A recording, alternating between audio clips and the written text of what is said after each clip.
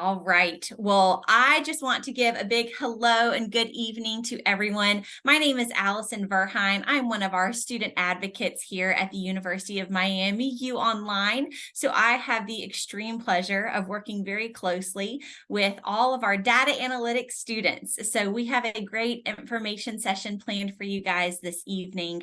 I am thrilled to be a part of this. So we can go ahead and get started with our information session this evening.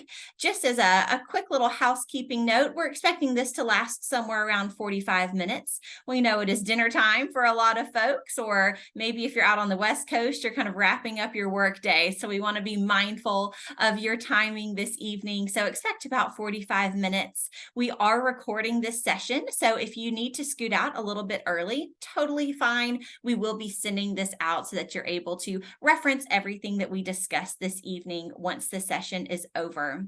I will be here the whole time, able to answer your questions. So you are able to use the chat feature. You should have seen a chat just pop up there at the bottom of your screen. So if you do have questions, we will open it up for Q&A kind of towards the end of the session. So we would love to make sure that all of your questions are answered. This is for you. This is for you to get all those questions answered and just all the information that you need about these programs. So definitely utilize that chat feature. And then lastly, if for some reason something is not covered, or if you're like me and maybe you think of your questions after the fact, you can always reach back out to us tomorrow. You can call this 1-800 number, or you can utilize our live chat feature, which I love, off of our website. So you can just go to uonline.miami.edu to speak with one of our incredible enrollment advisors, and they can kind of walk you through all of the steps in order to enroll. But without further ado, I am so excited to be able to introduce to all of you the incredible, and I do say incredible because she is one of my favorite people to interact with, Dr. An, and I will let her introduce herself. Dr. An? Well, thank you, my favorite person, Allison. Thank you for introducing me. And while this is dinner time for East Coast, and maybe, as she said, it's going to be your, wrapping up time. But, hopefully you guys had a great day. And of course, we have a couple of hours left for this day, but, I really wish that you guys are doing well. And I'm Suyan, and she said Dr. An, but you guys call me Suyan. And I am professor. Now, apparently, I am teaching statistics. I'm teaching research measurement evaluation program. And then I'm also program director. And at the same time, I'm also doing my administrations at the school level. I am overseeing most of a school function as a vice dean. So if you need anything from your ends as a student, I will be there for you guys, and I will be your advocates. I will be the one who will be supporting you guys, and I will be the one who will be working with you. So nice to meet you, everybody, and hope some of you can be in my class together with me. Thank you, Allison. Thank you. And so for everyone on the Zoom call this evening, we have developed a few questions that we find that most interested students, most prospective students are curious about. So I will get started by asking those. But again, we have this chat feature, so feel free to chat in with any questions you have. But to kick it off, Dr. An, can you tell us a little bit about your role within the University of Miami, and then specifically how you're involved with this Master of Science in Data Analytics and Program Evaluation, and of course the certificate that goes along with that master's program? So, well, I have other hats as a vice dean. I have a program director, but fundamentally, I will be your instructor. I will be your professors. I will be the one who will be working with you as a colleagues. So what does it mean? So I'm going to be your teachers. I'm going to be the one who will be talking with you about all of your well-beings, at the same time, your career focus, and, moving forward as a data analyst or data person who love, all kinds of data, manipulation and getting something out of your data and making it to be contextualizations and everything. So I would say I have a couple of different hats, but my role is to be with you guys, to support your career and support your academic and professional growth. So I think that's my fundamental job. And, sometimes people say you have a lot of things, but no, I will be your teachers. That's it. And your friends too. Absolutely. So kind of a follow-up and looking more towards the curriculum side of things within the program, can you maybe specify how is the curriculum for this online program? How is it designed? And then what are some of the key skills and learnings that this program focuses on? So my MO with this program, whenever I was building up this one, is everybody need to be capable of collecting data, analyzing data, and making sense of the data. I think that's the one that I am always pushing everybody to think about whenever you become a data analyst. So data analysts, a lot of time people say, well, we'll be the one who is behind the scene and try to just run some models and try to run the syntax and that's all we do. That's not what I'm thinking about. So this whole thing is about you are having your problems in the society that you want to say something about, that you can improve everybody's well-being. It can be anything. It can be psychological, it can be cognitive, it can be physiological, or anything that you can think about that matters to you and your community. That can be your problems. And here in this program, we are asking you guys to think about what are the problems. If you really want to, not the problem, but issues that you want to deal with it. If you really want to tackle down those issues in a way that we can make the better policy makings, what are the data collection procedure we need to go through? What are the data analysis plan that we need to go through? Based upon data analysis, what are the one that we can get out the storytelling so that anybody at the stakeholder levels, they can make the better decision for everybody's in the society, not just because of you are in the majority, anybody in the society can have benefit of it. So the way I designed this curriculum is not just running the programs and getting the data analysis done. It's more about thinking carefully about what are the best way to collect the data. What are the best way to analyze data? What are the best way to make the storytelling so that we can make the bigger impact in the society? So for me, I will say that I'm going to give you guys a technical skills experience in the courses. So you guys will be coming into the program, having program skills. And in the programs, we're not just founded with only one statistical software. We'll be asking everybody to do multiple things. So it can be R, it can be SAS, it can be Python, it can be also anything that you can collect the data. So you will be developing your technical skills to collect the data, analyze data, but after all, you need to contextualize your data into practices so you can make the social impacts out there very ethically and very responsible way. So curriculum is built in the way you can build up the technical skills, and then you can apply your technical skills based upon what you are having with with the problems, and then apply that one for better social impacts. I love that. And I know that's something that you're very passionate about. I am Since extremely we work passionate. together, you definitely talk about that. And I love that. And I think that's such a great big picture. Kind of for my next question, to zero in a little bit more, can you maybe give the participants this evening an idea? What are some of the different career paths that might be good options for students that they might want to embark upon after completing this program? Are there any specific industries that this certificate's particularly helpful for? Kind of give us some ideas about that. So I would say this society is all about data analysis. So any discipline, anywhere that you can go, as long as you have a great data analytics skills.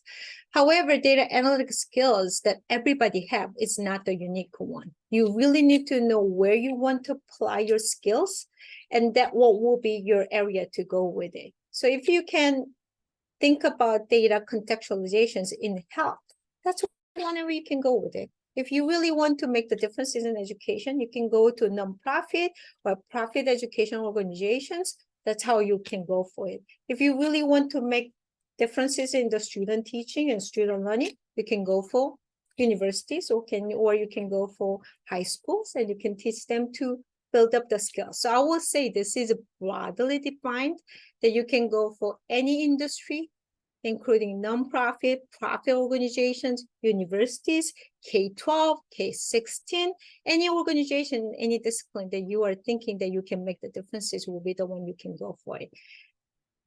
Hope that makes sense because it's a very broad, but I would say that it's a very useful area that you can go for different career path. Absolutely. As you were saying that, I was thinking of different students that I've worked with just this semester in the group that started this fall. I know we've got somebody in the medical field at UM Health. We have an educator I'm thinking of off the top of my head. We've got someone in corporate Teachers. America. Yeah. Yes. And someone was working for Microsoft too. Yeah, And someone was absolutely. I think working we've got for Google. Microsoft and IBM Yes. present in this fall group. So you're exactly right. I think it is very broad. I enjoy hearing from our students with what their long-term goals are.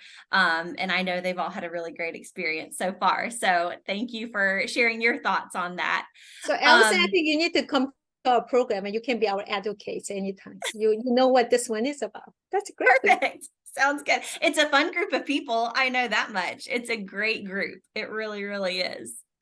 Looking at, so now that we've kind of talked about careers, thinking about sort of going beyond the tactical skills that the students gain throughout the program, how do the master's and certificate programs help students prepare for future leadership roles in this huge variety of environments? So to be honest with you, when I became the department chair, when I became the vice dean, the one that I had to think about is what to make the right decision for the schools. So then schools will make the decision that affect the students and the faculties and staff members. It's all based upon data. So the data is just not only that you are looking at snapshots, it is a historical data. You collect the data, you're looking at the historical patterns, and based upon that one, not only for the data, you also need to put the theory, you also need to put the context, you also need to talk to other people, and what are the best decision making you can go for it based upon the data. So from my ends, if you are interested in thinking about what are the policy, what are the data-driven decision making, you can make it very ethically and responsibly. That's the one you can do it. I know this next question is one that I hear multiple times as I work with new students. Do I need the we're kind math of skills? Is it the one what that people ask? kind of skill? Yes. Is there any kind of professional or academic background that's needed? Any skill level that is necessary? What do students need as almost like a prerequisite to be successful in this program? I always say two things: passion, open mind, and then trust me.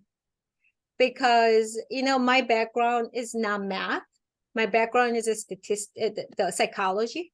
So always sharing my story. I was working with autistic kids as the psychologist for about a year.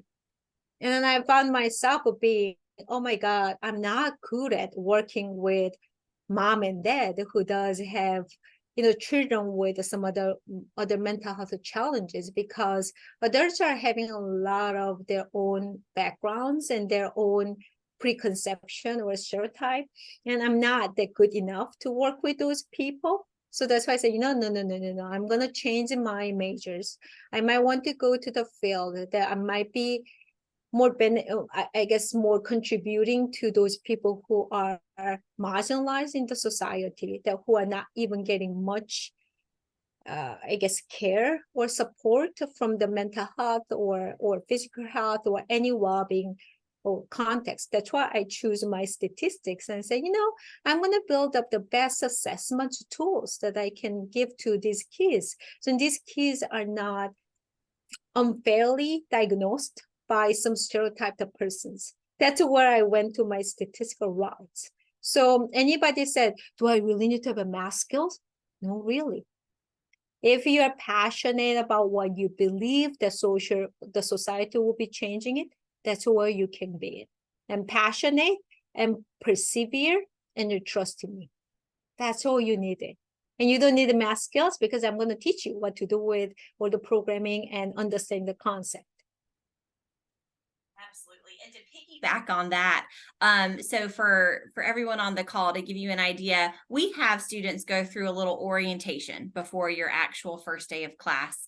And so kudos to you, Dr. On. You helped us design Module 4, and the feedback that we got from students, particularly this fall, how relieved they felt once they went through Module 4 and realized, oh, I really just need passion and trust. And they gained kind of that reassurance and that confidence that I think that maybe not everyone had on the get-go. And I always tell them, you are one of the most approachable people that we have at this university. You are so willing to talk to your students and build those relationships. So for anyone who might be on the call who is a little bit on the fence, just to reiterate, after working with this group of students, everyone said that they were, after kind of doing sort of that pre-work that you helped kind of give that confidence boost, they really were well equipped and able to jump into it. So I just to reiterate everything that you said, it really just takes a passion and some trust, and they'll get there. So I will say, Allison, because you are with me in this webinar, that's the reason you're saying that one, or not? I would say it no matter what. But just want to, just want to let you know that I'm not gonna just let you fail. Here is the one that I'm gonna work with you guys, because I have this passion that everybody will be capable to make the differences in the society, as long as you know how to work with the data, how to contextualize the data in a way that anybody can understand it. Then I will be there for you guys. And I just want to let you know, my classes, we have, of course, we have a recording that anybody can watch it.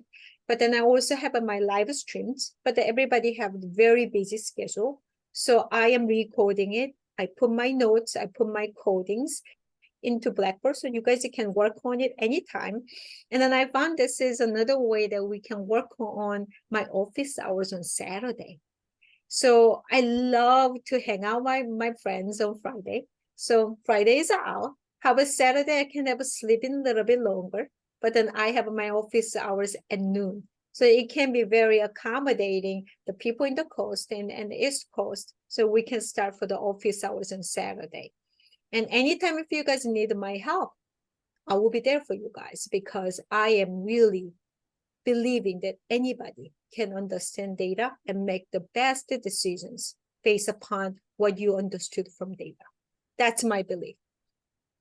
Absolutely. And you made a great point too about lifestyle. And so when I was speaking with students, we have parents, not only just working adults, but you've got families to think about. And I know we have several students with young kids. And so that's kind of what I would coach through these students, as well as take Friday off, enjoy that. Order a pizza, enjoy your kids. You've got your Dr. On's office hours on Saturday. So that's going to be a great time to plug in, make that your kind of schoolwork day for the weekend. And so kind of, I always like to emphasize to students who are looking into the program is our programs were designed to be asynchronous. So it really will work with whatever schedule you are kind of bringing to the plate. You can kind of coordinate your schedule around it. And then when I learned that your office hours were on Saturday, I was like, oh man, you are a rock star. You are a rock star to do that, because it really does. It helps the working adult, the working parent, sort of help to adjust their schedules and have this program be able to kind of fit into that lifestyle. So I'm glad you and also you can bring your kids on Sunday, Saturday, whatever you are working on it, because I had my doctor student bringing her kids into the classroom. I said, this baby will be smart as anybody can think about it. And she knows, or he knows, a statistic, she'll be best. So you can do that one. I'm okay with it. Not only human beings, creatures are okay. Cats and dogs. I love it. Everybody. That's awesome. Well, I know looking at my questions, I have one more kind of on my pre-populated question list. So I just want to give this as an FYI to everybody on the call. If you do have questions that maybe haven't been asked yet, go ahead and use that chat feature. And that's going to be a great way to make sure we get those questions answered. But my last one that I have, and we've talked about babies, we've talked about pets, but really, could you give us an example? How does the faculty connect with online students? How do we facilitate that relationship building among each cohort or class, whether that's amongst you and the students, student to student? Can you maybe provide a little bit of insight into that relationship building? This is my secret from, well, I should not say this one because all of my cohorts, they have WhatsApp and they have all the chat features, and they already gathered all the numbers from our orientation. And I can see they talked through the homework answers. Because whenever someone asks me questions, oh, what's this one? And I can see the other person follow what my instructions were. So that's what I can say, that the peers are very closely connected, and they are not just talking about courses, they're also talking about their careers. What are the opportunities they are working together to make the differences? So I would say those are one features, that everybody are together as a peers, and you can also influence each other. So that's a one feature. The other one is sometimes people say, well, faculty members are responding students maybe 2 weeks later or 3 weeks later. For me, it doesn't work, because for me, whenever you see one or two, that little sign on your cell phone, that is making me so crazy. I need to answer you right away whenever you see the warning sign that someone emailed me. So for me, I usually answer everybody within at least 24 hours. If they want to meet with me through the Zoom, if they have any questions that they might want to get clarification, so on, I will be happy to meet with anybody anytime with my schedules. If you might recognize, maybe Allison or Oren or other people recognize, in my emails, I have that link that anybody can click and schedule the meetings anytime. It can be 25 minutes in person, it can be 25 minutes Zoom, anytime. I'm very open for it. One thing I really want to do is I really want to have a 24 hours, 7 days chat bot that can be based upon AI. They can be mimicking me. If someone is asking questions 2 a.m., they can answer me. That will be happening next 1 year. That's my bet. I love that. I love that. And Dr. On, I'm noticing some chats coming in. So I actually kind of want to take some of these live because it looks like we Sure. have a few kind of with some similar questions. Can you maybe go a little bit more into depth about the length of the program and maybe speak both towards the certificate as well as the master's degree, and describe, well, all of our courses are the same length, but if you could go a little bit more into the information as far as length of program. So it is a 7 weeks for one course. So every semester, you guys will be having first session with a one course, which will go for 7 weeks. And those are based on 7 modules. And then once you're done with it, you have a 1 week the break. And then you will go down to the other sessions. So which means spring and summer and fall semester, you will be having 2 for each classes if you're following the semester course designs. So for master program, we have 10 courses, which will be 30 credits. And out of 30 credits, and I would say 8 courses, which will be 24 credits, are all the coursework. The first 4 are statistics, the next 4 are program evaluations, and then 2 are capstone projects. So if you're following the right schedules, it will be done in 2 years. That's what I designed the course to go with it. So it will be 7 weeks with the modules and 1 week your final exam, and then you have a 1 week break, and then 1 semester you will have 2 courses that will go for 2 years to finish up your master programs. And the certificate, it will be 4 courses, which will be 12 credits for each one. And just emphasizing, I'm looking at another question just to kind of add on to that. It was also asked different services that are provided. I'm assuming that is including tuition. So just to kind of touch on that, you do have access to our Career Center, the Topple Career Center. If you are local to South Florida, you are able to go in person, but they also have some virtual offerings. We actually just posted, they're having a career fair in about 2 weeks, I think. So virtually. So that includes a career center. There are, tutoring services available. So all of that is covered. As far as admission requirements are concerned, we were going to touch on that in a little bit. So we've got some graphics for that. So we'll save that that answer for just a moment. But I wanted to cover that question in its entirety.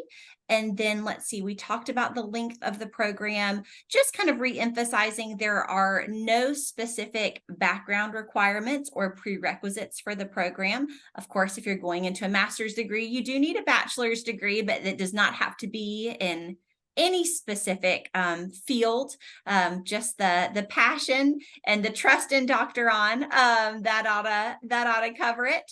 So that should be good.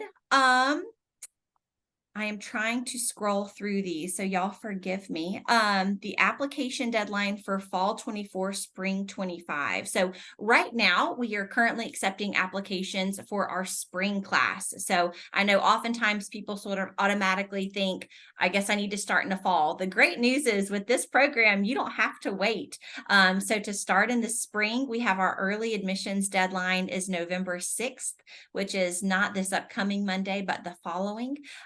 So for those who are interested in getting started this spring, that is going to be your deadline. Dr. On, did you see other questions? I'm trying to scroll through some of these. Oh, this is actually a great one. If I begin and complete the certificate, may I matriculate to the master's program? Definitely. Definitely. That would be the goal, right? Yeah, that means you need to stay with me longer. If you can do that one, that would be great. I mean, that sounds like a bonus to me, right? I hope so. Perfect. Specifically from a UM employee, the U Online programs do not qualify for the tuition remission, but the good news is we offer some separate tuition discount opportunities. We review those once we receive your application, looking over kind of resume, work experience, things like that. But students can qualify for upwards of a 45% tuition discount. Any other questions? Is there a link to the list of courses and their descriptions? I believe we have that, or if Crystal or Oren could maybe find that and chat that link as we kind of continue to scroll through those. Otherwise, I should be able to pull that up momentarily. Any other questions? We're looking at admission requirements. So maybe if we could go ahead and pull up kind of the next graphic. So as we look towards the application process, I am here to say it is a very easy application process, which is nice. So you apply online. We will have a QR code to pull up here shortly. So you guys could scan that QR code, or you can just go to our U Online website. You'll fill out that application, and then we require just a few additional documents. The good news is there's no fee, but some of those additional documents that we will require is going to be an updated resume. We will also need your statement of purpose. We will need some letters of recommendation, 2 letters of recommendation. The way that works with the application, just as sort of like a heads up, you don't have to have somebody write that ahead of time. All you do is include the person's name and their contact information, specifically an email. And then our admissions office sends out an email with a specific link that then your recommender can use to complete your letter of recommendation. So it's a very, very simple process. So those letters of recommendation, and then transcripts. I knew I was going to forget something. Transcripts. You can apply with unofficial transcripts. So those are always the easiest. You can just log on to your school's website and download those unofficial transcripts, submit those to your admissions officer. That will get you admitted.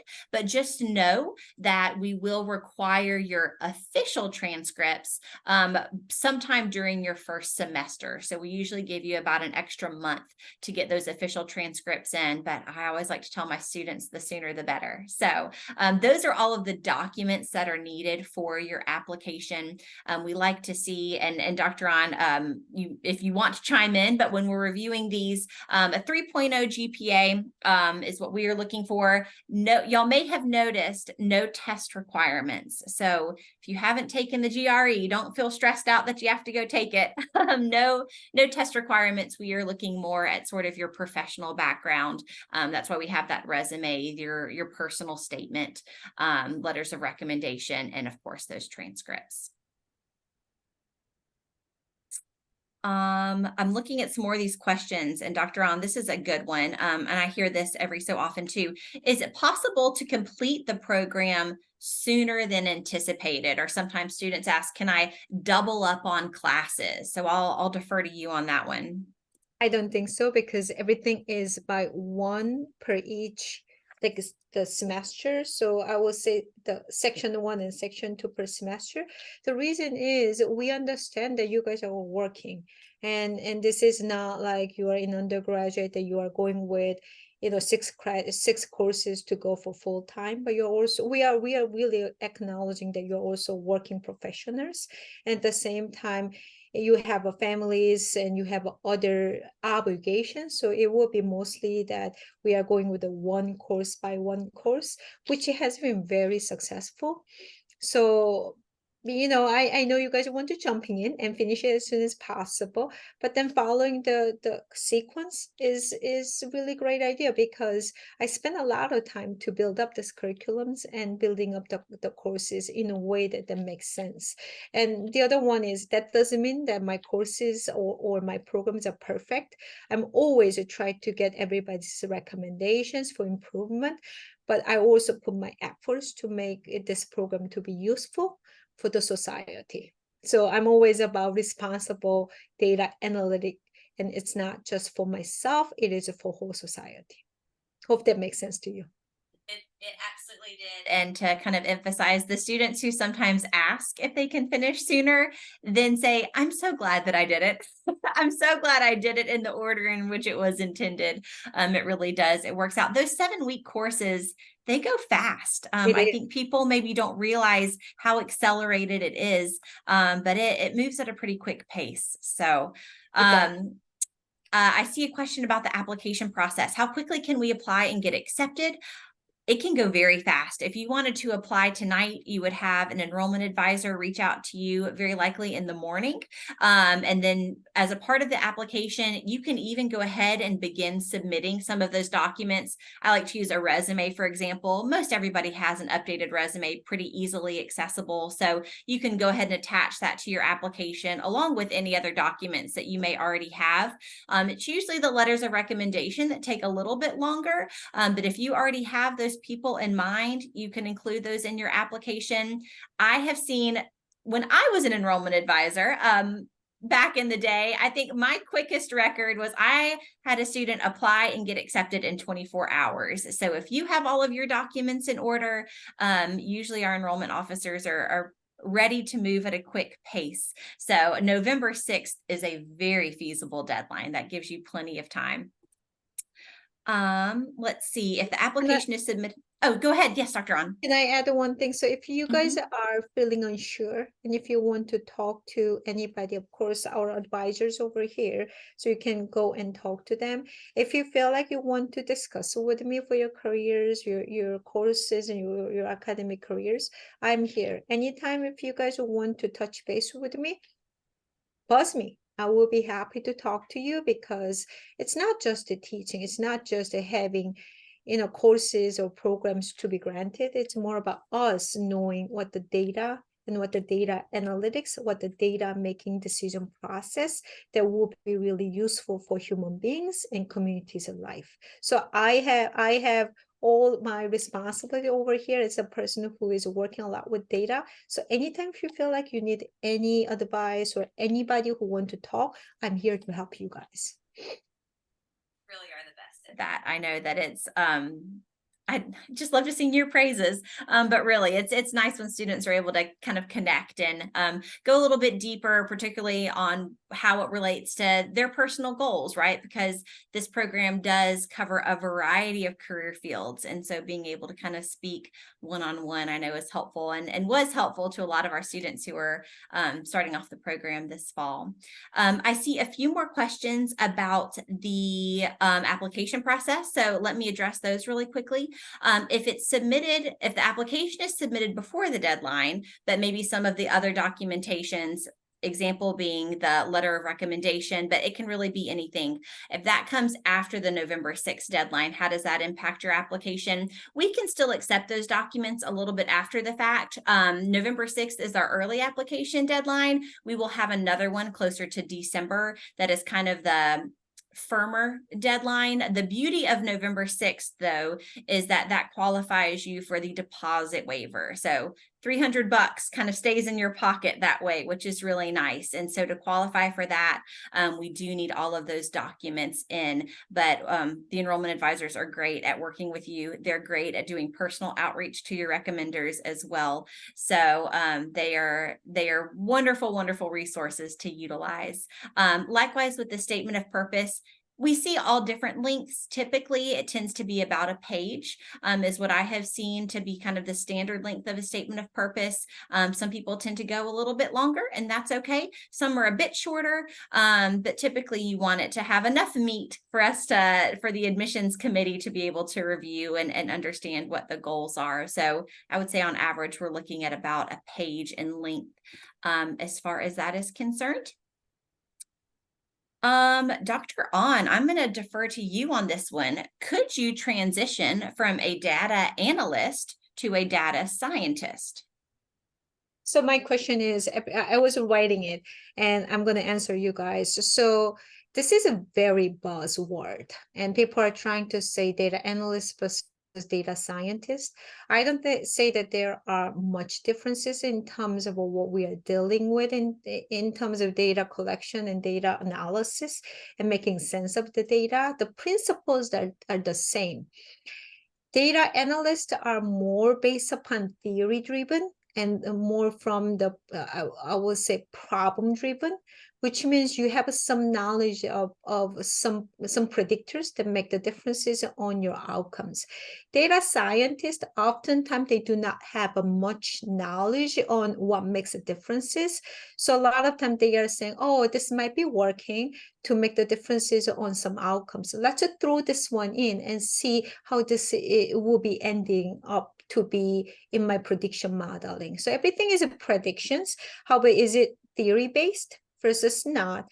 Is it really big data that we don't even sometimes control over too much? Or do we have something that we are hands-on?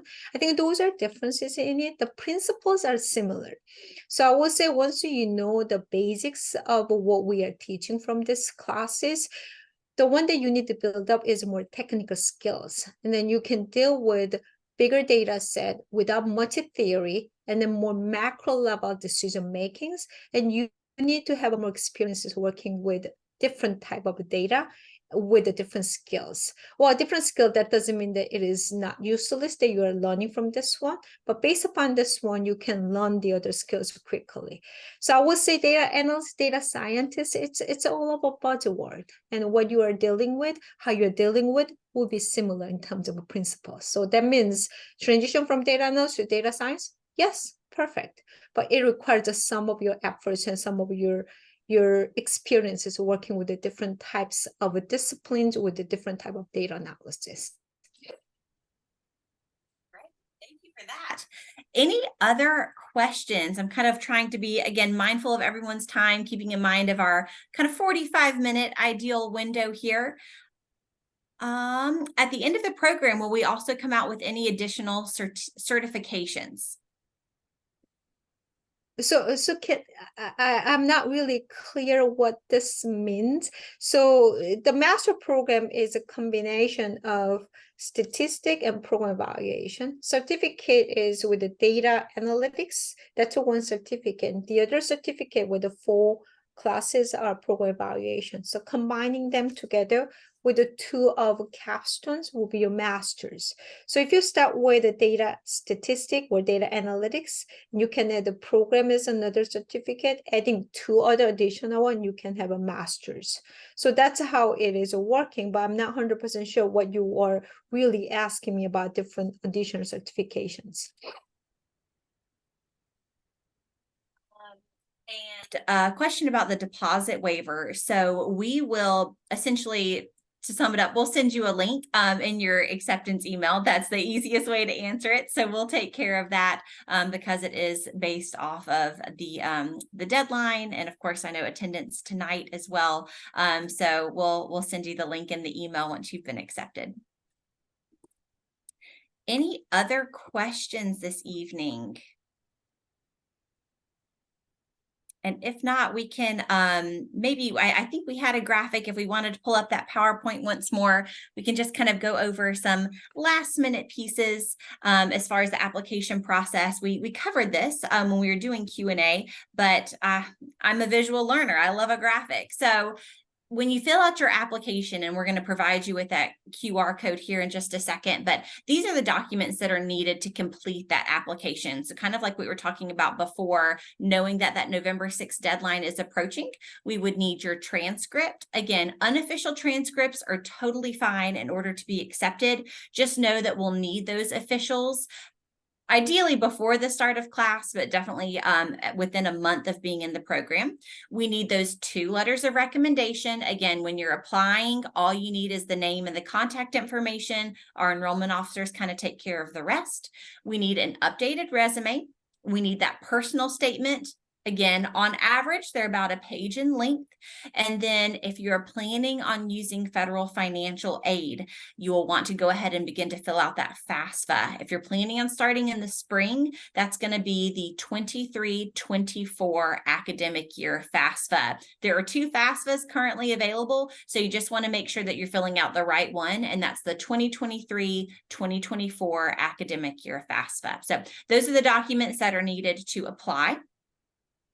And then if we want to head over, again, we've talked about November 6th. That's a big date. So definitely want to remember that, because the beauty of that is getting that deposit waiver.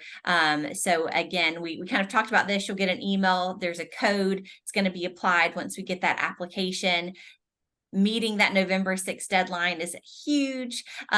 We have the QR code here at the bottom for that application. You can also go to our website, uonline.miami.edu. As I mentioned kind of at the beginning of this, y'all might be like me and start to think of additional questions after all of this kind of marinates maybe overnight. So don't hesitate to reach out to us. You can call us. You can use the live chat feature. Both are awesome. We, of course, also will respond to email inquiries if we get those. And if you go ahead and apply tonight, you will also hear back from an enrollment professional tomorrow to kind of go over those remaining documents. So thank you everyone for your time this evening. I'm seeing a few more questions, so I'm just going to try and knock out these really quickly before we head out. The post 9/11 yellow ribbon is accepted. Yes, we are a yellow ribbon school, so you are able to use those benefits. We do need a transcript from each institution that is listed on your application for admission. So kind of be mindful of that when you're applying. How does the 45% tuition work? Is there an application for it? We review your application, we review your resume, your work experience, and there are a variety of tuition waivers that students can qualify for. So based off of a variety of criteria, your enrollment officer will then actually inform you of what you qualify for. So we will cover that once we receive your application and those documents. Just kind of touched on the scholarships. Is work study also offered in the university? Since it is a online being the keyword, their program, unfortunately, we don't offer the work study option since our students are remote, but federal financial aid is absolutely accepted. So I encourage students to fill out that FAFSA, again, if that's something that you are looking into using.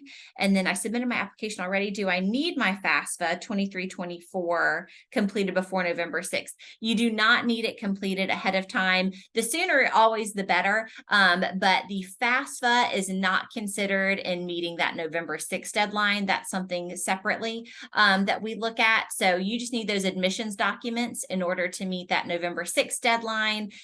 So you can put that kind of to be the priority, and then you can do your FAFSA after the fact so that you can meet that admissions deadline of November 6th. So hopefully that covers everything. It was so wonderful. Dr. Ahn, thank you again for your time tonight. It was always a joy chatting with you, and for all of our participants, thank you for joining us this evening. We appreciate it, and I hope everyone has a great evening. Have a great evening, everybody. Thank you, Alice.